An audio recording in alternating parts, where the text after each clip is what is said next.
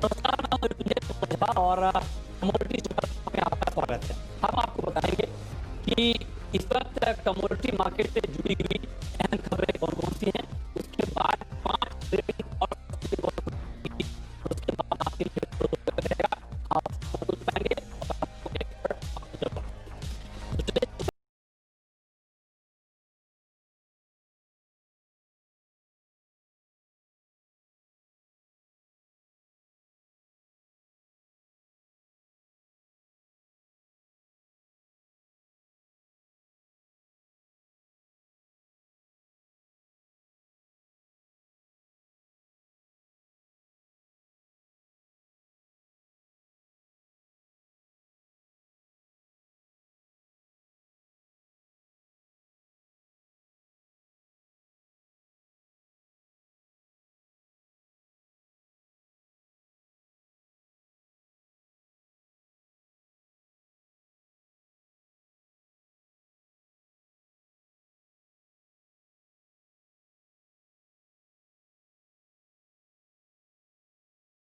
चलिए आपको बताते हैं अहम खबरें कौन कौन सी हैं। पहली खबर कच्चे तेल को लेकर कमजोरी है। ब्रेंट का भाव 26 के नीचे है, 3% भाव लुढ़का है। WTI क्रूड $18 के पास है, 7.5% से ज्यादा टूट चुका है। अमेरिका चीन के बीच ट्रेड विवाद की आशंका से कीमतों पर दबाव देखने को मिल रहा है। इसके अलावा नेचुरल गैस की बात करें तो नेचुरल गैस में अच्छी तेजी आई है। MCX पर भाव 150 रुपए के करीब है और 3% तक दाम यहां पर बढ़े हैं। अंतर्राष्ट्रीय बाजार में भी 4% की तेजी है। अमेरिका में गैस रिक्स में गिरावट से कीमतों को सपोर्ट मिला है। इसके अलावा अगर बात करें सोने और चांदी की तो गोल्ड का मार्केट तेजी में है लेकिन चांदी दायरे में है। MCX पर सोना 45,800 रुपए के करीब है, 250 रुपए की तेजी है। चांदी 41,200 रुपए के नीचे है और कॉमेक्स पर गोल्ड का भाव $1700 के ऊपर ट्रेड कर रहा है। चांदी $14.95 के आसपास यहाँ पर ट्रेड कर रही है। तो ये गोल्ड और सिल्वर को लेकर खबर। इसके अलावा क्रूड पाम तेल में तेज गिरावट है। MCX पर क्रूड पाम तेल का वायदा 590 रुपए के करीब है, 3% तक की तेज गिरावट है। पिछले 3 महीने में करीब 15% तक दाम यहां पर टूटे हैं। मलेशिया में पिछले महीने कीमतों में 13% की गिरावट आई है। पाम तेल की मांग 40% घटने की आशंका जताई गई है। इसके अलावा ग्वार की बात करें तो ग्वार में फिर कमजोरी लौटी है। ग्वारगम का वायदा 5200 रुपए तक फिसला है। ग्वारगम में करीब 2% की कमजोरी है। ग्वार सीड के दाम भी नीचे आए हैं। तो जो तेजी आई थी उस तेजी के बाद एक प्रॉफिट बुकिंग ने मार्केट के सेंटीमेंट को कमजोर कर दिया है। अब बताते हैं आपको कि आज के लिए 5 ट्रेडिंग कॉल कौन कौन सी हैं जहां पर आप ट्रेड कर पाएंगे। पहली कॉल गोल्ड को लेकर और ये बताने के लिए हमारे साथ हैं अजय केडिया कमोडिटी के। अजय जी बहुत बहुत स्वागत है आपका। गोल्ड में क्या किया जाए आज? गुड आफ्टरनून गजब। देखिए पिछले हफ्ते तक हमने 2 दिन जो थे वो गिरावट के साथ ही गोल्ड को ट्रेड करते हुए देखा, बट जिस दिन से यूएस और चाइना के बीच में फिर से ट्रेड वॉर का एक टेंशन पैदा हुआ है जिसके चलते गोल्ड को थोड़ा बहुत सपोर्ट मिला है। बट आई थिंक अभी भी मीडियम टर्म अगर हम देखें, लॉन्ग टर्म मीडियम, तो अभी भी गोल्ड के लिए पॉजिटिव, बट आगे कोई बड़ा क्लू नहीं आ पा रहा है जिसकी वजह से हमें लगता है जब तक 1720 के ऊपर गोल्ड नहीं निकलता है ट्रेंड वीक रहेगा जो 1670 इंटरनेशनल में, जबकि डोमेस्टिक मार्केट में 46,200 के ऊपर जब तक प्राइजेस होल्ड नहीं करते हैं पॉसिबिलिटी है फिर से हम 45,400 और उसके नीचे वापस 44,500 तक के भी लेवल देख सकते हो। तो शॉर्ट टर्म में मुझे लगता है कि अगले 2 सेशन की अगर बात करें तो गोल्ड बेच के चलना चाहिए 46,200 के स्टॉप लॉस से।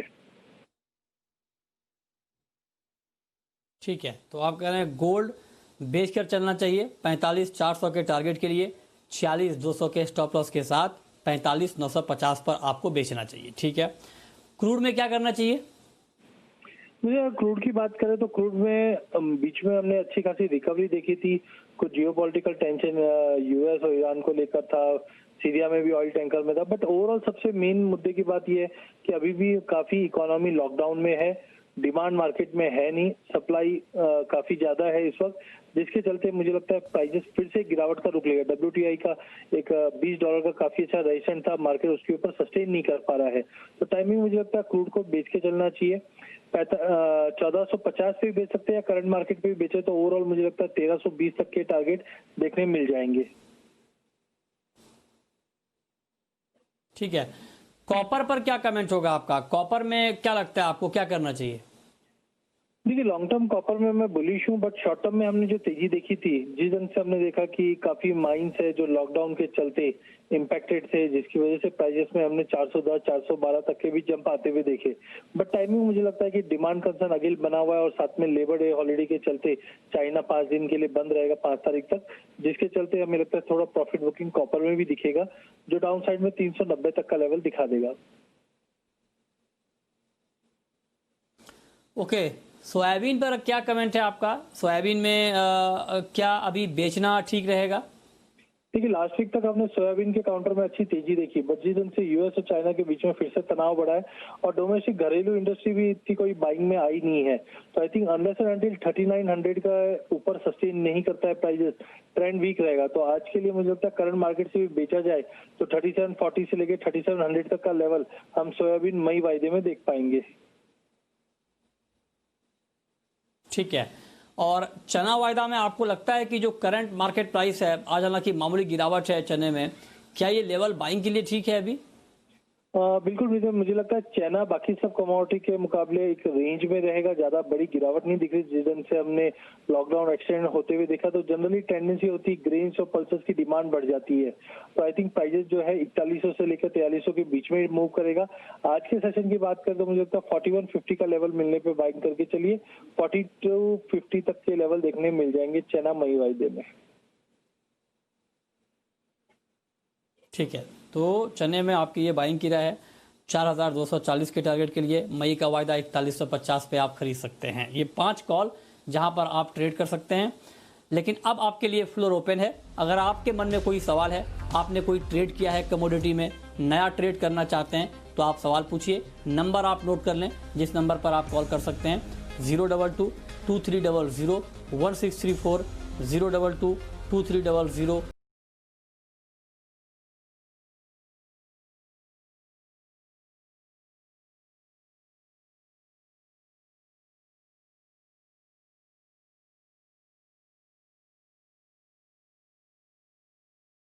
सवाल है विवेक का, पुणे से हमारे साथ जुड़ रहे हैं।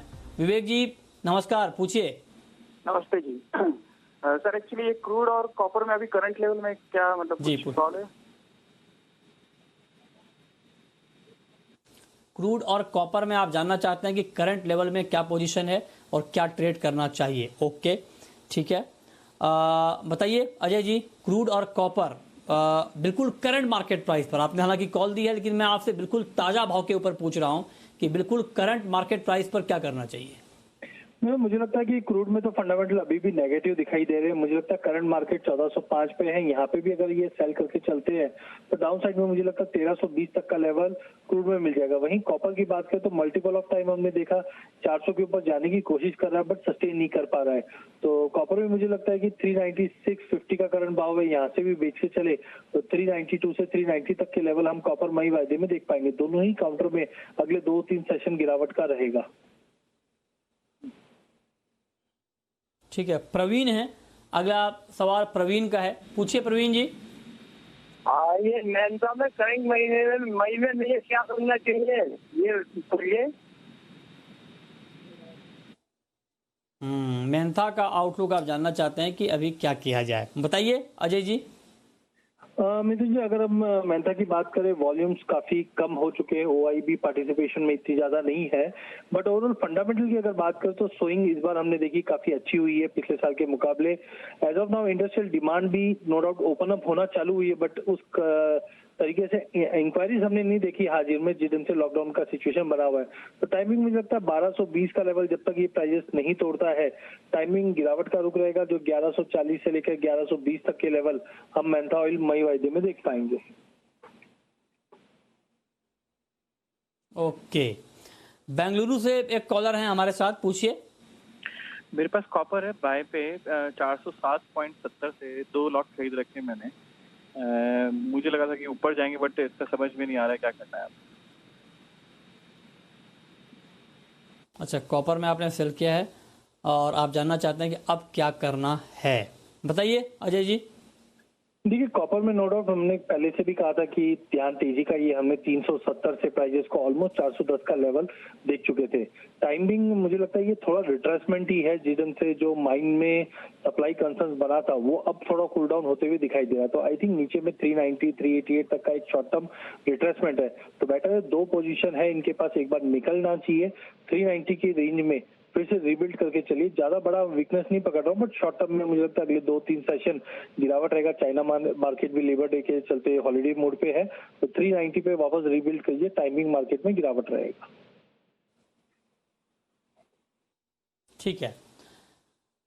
बुल्ढाना से एक कॉलर जुड़ रहे हैं इस वक्त, पूछिए। सर मैं बाहिती बात कर रहा हूँ बुल्ढाना से। सिल्वर में क्या करना चाहिए? सिल्वर जी। लॉन्ग टर्म की सब्सिडी क्या लगता है? अच्छा, हाँ, लॉन्ग टर्म के लिए अजय जी चांदी में अभी क्या करना चाहिए? क्या लॉन्ग टर्म के लिए चांदी एक अच्छी कमोडिटी है बाइंग के लिहाज से? देखिए मुझे, हम लॉन्ग टर्म की बातें जरूर करते हैं, बट क्या होता है जो भी इन्वेस्टर है, हम जैसे बाय करते हैं प्राइजेस में 2-3 हजार की तेजी मंदी होती है, तुरंत ही हमारा व्यू चेंज हो जाता है। वैसा नहीं करना चाहिए। अगर मुझे लगता है कि लॉन्ग टर्म मतलब 2-2.5 साल का अगर ये व्यू लेके चल रहे हैं, तो चांदी मुझे लगता है कि 40 से 42 हजार का जो रेंज है वो काफी अट्रैक्टिव लेवल है। यहाँ पे अगर लेके होल्ड करें ये अगले 2-2.5 साल, तो मुझे लगता है कि चांदी 1 लाख रुपए तक का लेवल आराम से दिखा सकती है। Timing no doubt industrial activity या इंडस्ट्रियल कंजम्पशन काफी कम है, जिसके चलते गोल्ड के मुकाबले चांदी बिल्कुल नहीं चल पा रही। बट जो स्टिमुलेशन दिया जा रहा है इकोनॉमी में, कहीं ना कहीं कंजम्पशन, जो इंडस्ट्रियल कंजम्पशन है वो बढ़ने की उम्मीद है आने वाले कुछ टाइमों में। तो मुझे लगता है अगर 2-2.5 साल का अगर व्यू लेकर ये 40-41 हजार की रेंज में अगर बाय करके बैठते हैं, तो आई थिंक फिजिकली तो आई थिंक ऊपर में आराम से लाख रुपए तक का लेवल चांदी में देखने मिल जाएगा। ठीक है, शिंदे साहब हैं पुणे से, पूछिए। सर हेलो हेलो जी। हाँ, तो हम फार्मर है, किसान। जी पूछिए, सुन रहा हूँ। तो हमारे पास सोयाबीन का है स्टॉक, तो अभी मई में निकलने का, अच्छा। जून में प्राइस बढ़ेगा कुछ? ये बहुत अच्छा सवाल आपने पूछा है। आप किसान हैं, आपके पास सोयाबीन का स्टॉक है, आप जानना चाहते हैं कि मई के महीने में निकाल दें, बेच दें, या इसे रखे रहें जून के महीने के लिए। बताइए अजय जी, क्या सुझाव होगा आपका?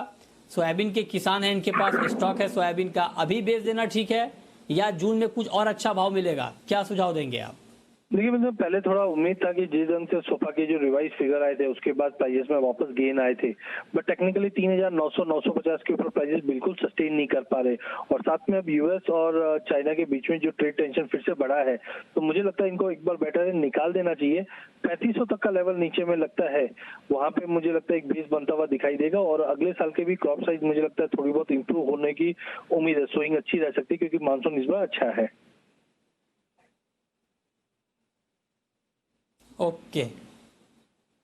और अभिनंदन इस वक्त जुड़ रहे हैं हमारे साथ फोन लाइन पर। अभिनंदन पूछिए। सर मैं गोल्ड में खरीदना चाहता था, क्या ये राइट टाइम है और कौन सा चीज में खरीदूं? उसको मैं ईटीएफ में लगाऊं या किस में लगाऊं, वो टूल्स में जानना चाहता था। अजय जी, एक तो ये जानना चाहते हैं ये कि क्या गोल्ड अभी खरीदना चाहिए, पहला सवाल। दूसरा ये कि अगर खरीदना चाहिए तो किस फॉर्म में खरीदना चाहिए? गोल्ड ईटीएफ लेना चाहिए, गोल्ड बॉन्ड लेना चाहिए, या जो फ्यूचर का मार्केट है वहां पर आना चाहिए? तो आप पहले तो बताइए, खरीदें या ना खरीदें, और खरीदें तो कैसे खरीदें? देखिए गोल्ड खरीदना है तो सबसे पहले इनकी अवधि इंपॉर्टेंट होती है। अगर ये लॉन्ग टर्म ट्रेडर या इन्वेस्टर है जो साल भर का व्यू लेके चल रहे हैं, तो मुझे लगता है बिल्कुल लेके चलना चाहिए गोल्ड में। अभी भी मुझे लगता है कि साल भर का अगर आउटलुक लेके चले हम, तो गोल्ड में हमें लगता है कि 52,000 तक के लेवल देखने मिल जाएंगे। हाँ, पिछले 2-3 सेशन में जो गिरावट है ये जस्ट एक टेम्पररी पुलबैक है मार्केट में। ओवरऑल 1 साल प्लस अगर हम बात करें तो 52,000 दिखा देगा। सेकंड है इनका सवाल किस फॉर्म में ले। जैसे इन्होंने खुद ही कहा है कि हम ये इन्वेस्टमेंट के लिए ले रहे हैं, तो आप देखिए फिजिकल में अगर जाते हैं तो वहां पे अपने को मेकिंग चार्जेस लग जाती है। तो आई थिंक ईटीएफ भी एक अच्छा ऑप्शन है, बट अगर ये मार्केट के नर्व्स को समझते हैं और फ्यूचर्स पे कर सकते हैं, तो गोल्ड में भी डिलीवरी प्रोसीजर चालू हो चुका है। गोल्ड में भी आप एमसीएक्स पे भी जो गोल्ड फ्यूचर चल रहे हैं उसमें आप बाय करके डीमैट फॉर्म में गोल्ड ले सकते हैं। तो आई थिंक आइदर ईटीएफ और आइदर एमसीएक्स फ्यूचर्स पे भी ले सकते हैं, जिसमें डिलीवरेबल ऑप्शन दिया गया है इस बार। तो आप दोनों वे में फ्यूचर्स पे लेके फ्यूचर और ETF दोनों में भी लेके चल सकते हैं। ठीक है, ओके। अगला सवाल इंदौर से है, पूछिए। हेलो जी पूछें। Ajay ji, I am जी, सुन रहा हूँ, आपको पूछिए। Sunil Khandelwal from Indore. I want to know about guar seed. Ajay ji, Indore से बात कर रहा हूँ, सुनील वार्षिक के बारे खंडेलवाल। में अंग्रेजी में जानना चाहते हैं कि हिंदी में? हिंदी अंग्रेजी कैसे भी बता दें। ठीक है, ठीक है, चलिए। हाँ ठीक है, चलिए ग्वार के बारे में जानना चाहते हैं अजय जी, बताइए क्या करना चाहिए इनको? देखिए, गवार अगर आप देखेंगे तो नीचे में 3250 के नीचे भी सस्टेन नहीं कर पा रही है, क्योंकि पहले भी हमने 3-4 सालों में देखा ये लेवल सस्टेनेबल नहीं है। But as of now, first of all monsoon काफी अच्छा है, जो एक नेगेटिव ट्रिगर है गवार के लिए। इंडस्ट्रिया इस वक्त काफी बंद है और हमारे 3 बड़े नेशन होते हैं जिसपे हम एक्सपोर्ट पे डिपेंडेंट रहते हैं। यूएस, जो सेल ऑयल के लिए हम गवार गम का एक्सपोर्ट करते हैं, यूरोपियन मार्केट जो फूड्स के लिए है, और चाइना मार्केट। बट तीनों मार्केट में अभी लॉकडाउन के चलते डिमांड में काफी ज्यादा डिमिनिशिंग आई है। तो टाइमिंग मुझे लगता है कि ये जून मिड तक या जून एंड तक की अगर बात करें तो मुझे लगता है ना 3200 के नीचे जाएगा प्राइजेस, ना ही 3750 या 3800 के ऊपर जाएगा। ये दायरे में ही गवार मूव करता हुआ दिखाई देगा। अगर लॉन्ग टर्म प्लेयर इन्वेस्टर है तो आई थिंक 3200 3150 का जो ये बैंड है, ये काफी अच्छा बैंड है। यहाँ पे स्टॉकिस्ट काफी बाइंग करके चलेंगे और ओवरऑल हमने देखा पिछले साल के मुकाबले कैरी ओवर स्टॉक भी धीरे धीरे बीच में जनवरी तक काफी ज्यादा कम हो चुका था। नो डाउट अब पिछले 2 महीने से पूरा ही लॉकडाउन है तो उसका एक डिमांड पे इम्पैक्ट पड़ा है। But I think 3200 should be the fair price for गवार सीड। ठीक है, सत्यराम है हमारे साथ भुवनेश्वर से, पूछिए।